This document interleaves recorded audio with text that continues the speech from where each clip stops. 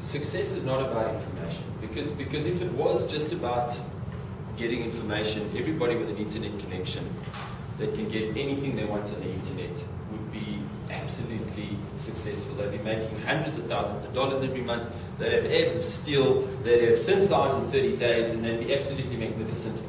And all of that for 3 easy payments of $39.95.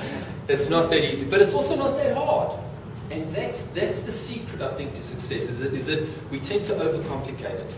So what I really want to try and do today is I want to try and share with you some ideas, offer you a few invitations. Some of them are going to fit in your life, and some of them are going to work, some of them aren't. And so it's up to you to have a look at those invitations and to say, these are good, they fit me. You know, a pair of shoes that fits me doesn't necessarily fit you. And it could give you blisters, they could fit you perfectly. So explore the ideas, have a look at them, see which of the concepts and ideas work for you and which of them don't. Interesting thing, just before I came over, Forrest actually sent me over, you know these junk mail things that you try not to read because they waste so much of your time? Well, anyway, he sent me one over about an airline in South Africa called Kulula. And when he sent it over to me, and it's got like a painted stripe, goes captain, food, beverages, you think this can't be for real. And then when I read on, it goes on and tells stories about what the air hostesses say on the planes and stuff. And I actually wrote back to Forrest and said, absolute polycoddle. I said, you know, they can do anything on the internet nowadays. I'm sure that the guy's got a paint system or something like that, and he's just stuck these pictures on. Jenny's friend is an air hostess, so when she came round, I showed her this, and she went, it's true. So I thought, well, we were flying down to Cape Town, so I thought, let's try Kulula. Anyway, so we get on the plane. The air hostess comes over the intercom and she goes, welcome on board, ladies and gentlemen. I'd just like to let you know, in the case of an unexpected landing in the sea, please understand that your seat cushions can serve as a flotation device, and on landing in the water and swimming to shore, please take the seat cushion without compliments. And she goes, and in the case of the airline decompressing and the mask's dropping down, after you stop screaming, grab the mask, pull it onto your face, and if you're with 2 children, pick the one you like the most and put the mask on them first. Okay, so, but that's the whole philosophy that they're following. But how about this captain? He comes out and he goes, hi, this is Captain Jones. I'd like to welcome you on board flight 123, or is it 231 or 561? I'm not actually sure, but it doesn't really matter. Because we're going to get up, we're going to cruise around up in the sky for a couple of hours, go a little bit west, maybe a little bit east. I'm not really sure if we've got enough fuel on board, but you know what? We don't know where the heck we're going, so it actually doesn't matter. I don't know about you guys, okay? But I'm going to be getting off that flight as quickly as possible. But the sad reality is, how many people sitting in this room have a captain guiding their lives just like that? Or they know somebody who has a captain guiding their lives like that, who has absolutely no idea where they're going, absolutely no plan about their future. You know, as Eisenhower said, he said, plans are indispensable, or planning is indispensable. But when you get into the heat of battle, plans are meaningless. But unless you've got some kind of idea, some kind of concept of where you want to go, the big picture, you have no idea. You drive out of your driveway in the morning, and you have no idea where you're going to go. No plan. Do you turn left? Do you turn right? Do you go straight down the road? Where do you go? Unless you've got an idea where you go. Look, stuff can happen. You can be driving along on your way to work, and you look over at the freeway and you go, that's a traffic jam. My plan was to go on the freeway, but guess what? There's a traffic jam there. So what am I going to do? I'm going to go down the side road. But I have a direction, I have a destination in mind. And that is one of the secrets to success. You've got to have a destination in mind. Because along the way, you can make in-course corrections. When the space shuttle takes off from Cape Canaveral, if it's just 1 degree off on its way up to the moon, it's going to miss the moon by 300,000 miles. So what do? The whole way up, they're making small in-course corrections. And the same thing is true for our lives. We need to accept that we need to have plans, but they're not inflexible things that they're cast in stone, and no matter what happens, I'm going to stick to them. No. They're flexible things that we can use, we can alter, we can change, and we need to change them to become successful. Now, about a couple of years ago, my son was finishing his final year at school, and he was struggling. He was really battling. I mean, at one stage he was actually going to become a high school dropout. He was going to become a plumber, and then he was going to become an electrician. And his life was going nowhere. And to cut a long story short, we decided that we needed to do something to help him. And we didn't reboot his life because he only had 5 months left. And so we made some small, subtle changes to his attitude, to the way that he operated, to the way that he thought. And incredibly, he went from getting 36% to getting the prize at the end of the year for the most improved student. Not only that, but he went from, I have no idea if I'm going to be a plumber, or I'm going to be an electrician, to knowing exactly what he wanted to do, and that was he wanted to become a pilot. He went ahead, and I didn't pull out a big fat check and write a check and go, there you go, boy, off you go, and you become a commercial pilot. He did it himself. He went and got the money that he needed. He did everything that he needed, and he changed his life. But that's the thing you need to remember, okay? That's what I'm trying to get across to you here. Success is not difficult. It's just about discipline. And our military man over here will vouch for that. When they take youngsters into basic training, what do? They give them routines, and they give them the most ridiculous things to do. And they say, iron your bed, iron your clothes with stripes in them. You can think of no good reason for that. But what are they doing? They're taking pimply young boys, okay, and they're giving them routines. They're giving them discipline so that when the time comes, that young pimply teenager is now a man and a soldier. The same thing applies in your life.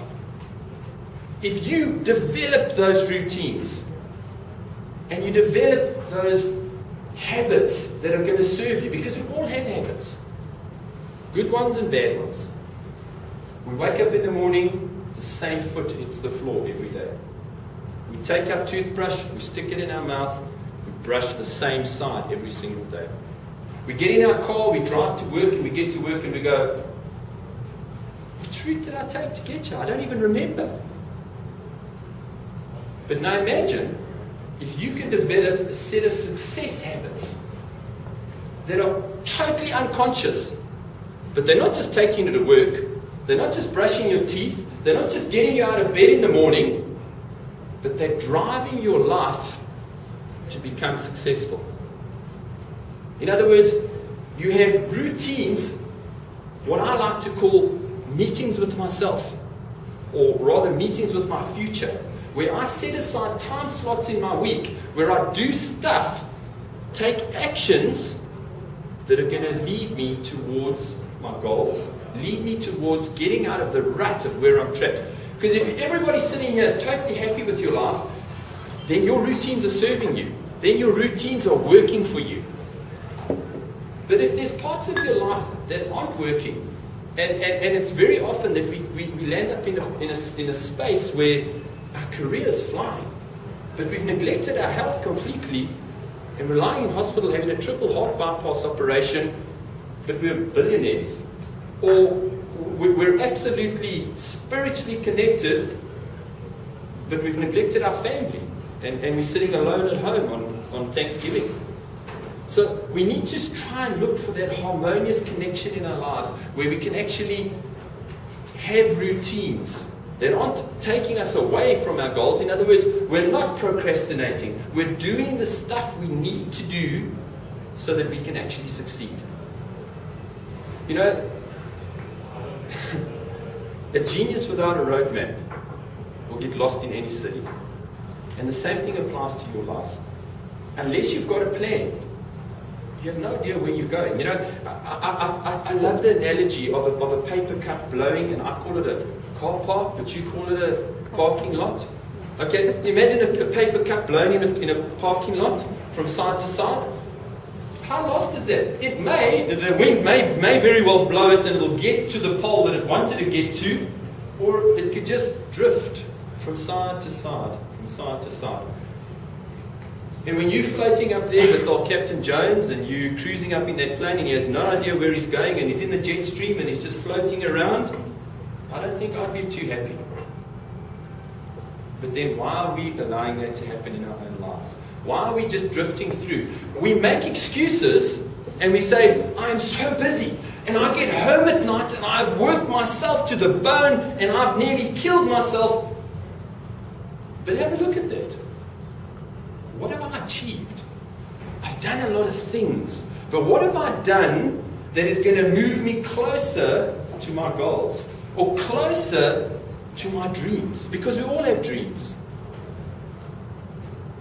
What are you doing every single day to live your dreams? Earl Nightingale has a saying, and he goes, success, there's no such thing as overnight success. Success is the result of a lot of tiny, consistent and persistent little bits of work that you do to become successful.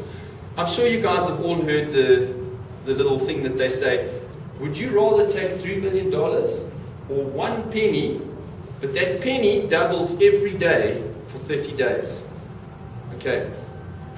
After day 20, the person who's taken that penny, and it's only doubled, it's got $5,000. It seems like nothing.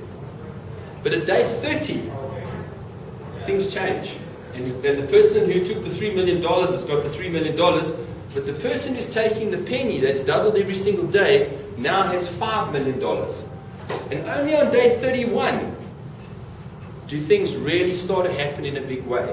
And the person that took the penny now has $10 million.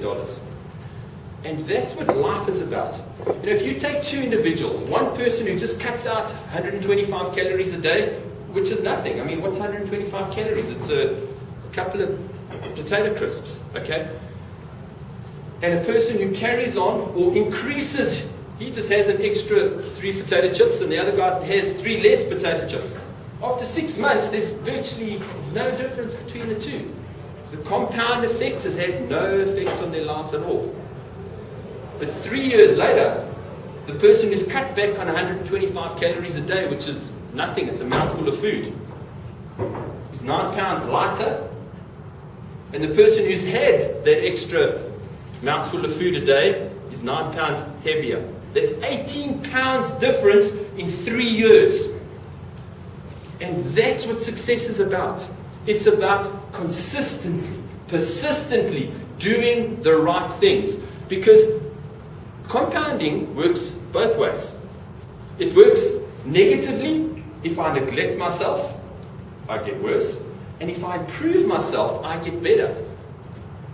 But we can't expect to go out there and say, I'm going to improve myself in leaps and bounds. Because what happens? We lose inspiration, we lose motivation, we get lost along the way. You need to find small things to do, little positive steps, and discipline. Commit yourself to doing the right thing consistently and persistently with discipline. And you can't fail. And work to develop habits that are going to serve you. It's what I like to call your success habits. Because we've all got habits. 96% of what we do every single day is driven by our habits. So wouldn't you rather have a set of habits, a set of success habits that are going to serve your success? And you know what actually starts to happen? When you develop these success habits that are serving you, your success is effortless. You actually get to do the right stuff without even realizing you're doing it. Isn't it worth the effort? Don't you think it's worth making the sacrifice? Making those decisions to become disciplined, to do the right things? I think it's worthwhile. Because you know what the biggest challenge of all is those disciplines cost nothing. Little things every day, you don't even realize you're doing them. But think about divorce, bankruptcy, failure. Those are the prices you get to pay when you don't follow those disciplines. So what would you rather do? The small disciplines that don't cost much? Give up a little bit of that TV at night.